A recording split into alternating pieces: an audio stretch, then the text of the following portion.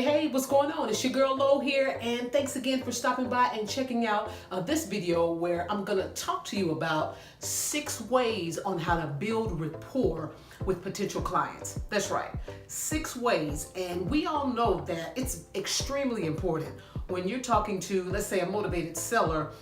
Whether you're gonna meet them or you're gonna talk to them on the phone, it is critical that that first point of contact, you make sure that at the end of that call, they remember you and they like you, okay?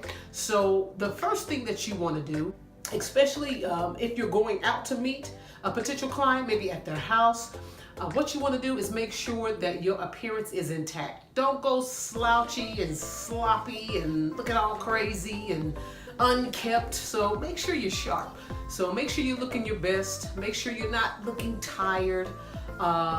Make sure you're not coming straight from the gym. You're just fresh and you're ready. So appearance is everything. So make sure your appearance game is on point, all right? And number 2, you want to make sure you have just good basic communication. And one example is just making sure you're speaking clearly and you're not talking like really fast. So make sure to speak clearly so that they can understand every word that you're saying, and you're not talking too fast or you're not talking over their head. Now, number 3 is you want to make sure that you find a common ground. So, and what does that mean? It could be sports that you have in common. It could be fishing, something like that. So find a common ground, and once you find that, then you all can have a nice conversation about whatever it is that you both enjoy doing. And it could be family. So, or taking vacations. These are good examples of finding common ground as you're building the rapport when you're talking to a potential client or a seller. Number 4, create shared experiences. And what that simply means is talk about yourself. You know, share a story or two about yourself or about your family, maybe taking a trip.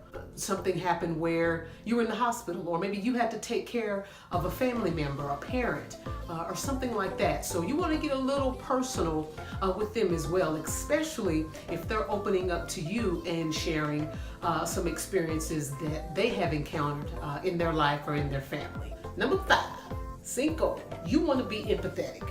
So if you're talking to a potential client and they start opening up to you about maybe some really difficult times that's going on in their family's life, and maybe that's why they need to sell their home, and it's a pretty rough conversation, and you can tell it's difficult for them, make sure to listen. Just listen. Just take the time to listen to them, because at that point, it's not about you at all. They just simply want you to listen and care about what they're sharing with you. So don't be salesy. Don't do that. And number 6, you want to mirror and you want to match the mannerisms or the voice or the tone of the person that you're talking to. So, and this is always fun to do because being here in Texas and talking to a lot of folks that's here in Texas, a lot of times they have that Texas drawl, hey there, how you doing? What's going on, girl? How are you? So, a lot of times when I'm talking to potential clients, what I do is match it, So if I'm talking to someone and they say, hey there, how are you? And I'm like, well, howdy, how you doing today? So it's good to match that because it makes them feel comfortable, they can relax, and you can continue to have a conversation with them. And another thing too, if you're talking to someone, especially over the phone, and they're kind of soft-spoken, and you want to make sure that you match that as well. Hi Lolita, how are you today? I'm doing well. And how are you? Make sure to match their mannerisms, their tone. If you're meeting a client and they're just kind of low-key and settled, you don't want to be all high energy and all over the place. You want to match their mannerism, let them set the tone. As they set the tone, and then you just kind of match it. So that's another way to make them feel comfortable and continue to talk to you and open up to you. And at the end of the day, what you want them to do is what? You want them to take action and work with you.